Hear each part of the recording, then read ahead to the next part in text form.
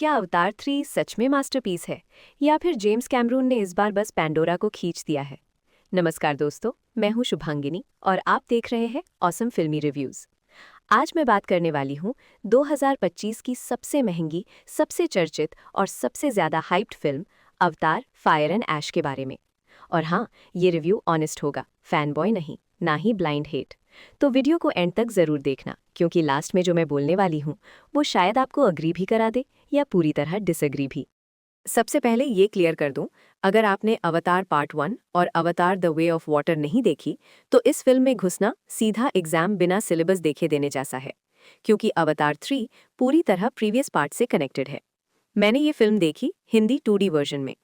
अब चलिए step by step बात करते हैं। अगर मैं अवतार 3 के विजुअल्स की तारीफ करने बैठ गई ना, तो सच में ऐसा लगेगा जैसे समुंदर को लोटे में भरने की कोशिश कर रही हूँ।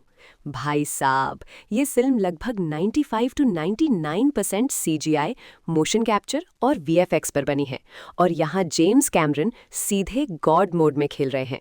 फायर क्लैंस, ऐश वर्ल्ड, बर्न्ट लैंडस्केप्स, पैंडोरा पहले कभी इतना डार्क, इतना इंटेंस और इतना विजुअली रिच नहीं लगा।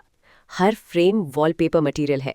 इस डिपार्टमेंट में अवतार 3 को मैं पूरे 10 में से 10 दूंगी, बिना सोचे। अब आते हैं असली मुद्दे पर, फिल्म की लेंथ और उसकी पेसिंग। ऑनेस्टली बोलूं तो ये फिल्म बहुत लोगों के लिए टेस्ट ऑफ पेशेंस बन सकती है। फर्स्ट हाफ लगभग 10% एक्शन और 90% ड्रामा प्लस वर्ल्ड बिल्डिंग। इतना स्लो कि 2-3 जगह मुझे खुद लगा, अरे अभी फाइट शुरू क्यों नहीं हो रही है। 1-2 सीन्स में मैंने जेन्युइनली खुद को झपकी लेते हुए पकड़ लिया, और ये एवटार जैसी फिल्म के लिए डेंजर साइन है।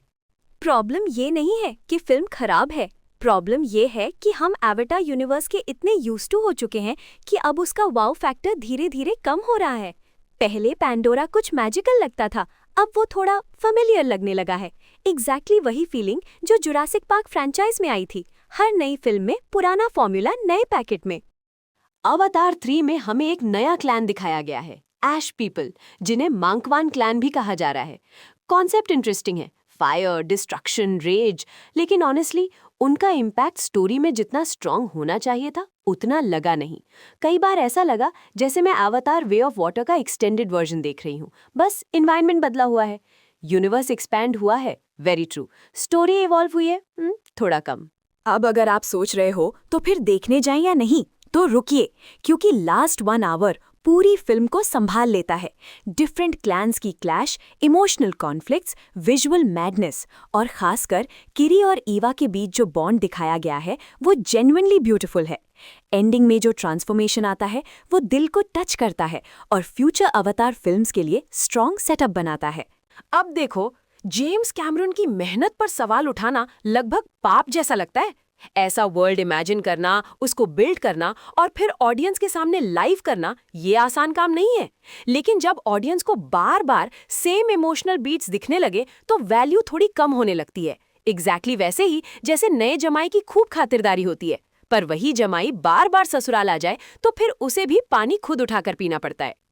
अगर रेटिंग्स की बात करें, Avatar 2009 5 on 5, Avatar way of water 4 on 5, Avatar fire and ash 3.5 on 5।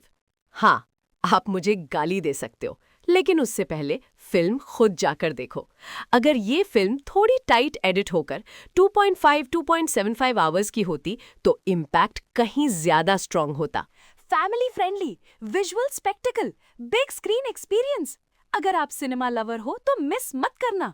देखो, एंजॉय करो और फिर कमेंट्स में आकर मुझे बताओ, क्या मैं गलत हूँ या कहीं ना कहीं आप भी यही फील कर रहे थे। मैं हूँ शुभांगिनी और ये था ऑसम फिल्मी रिव्यूज। मिलते हैं अगले वीडियो में। Till then, bye and take care.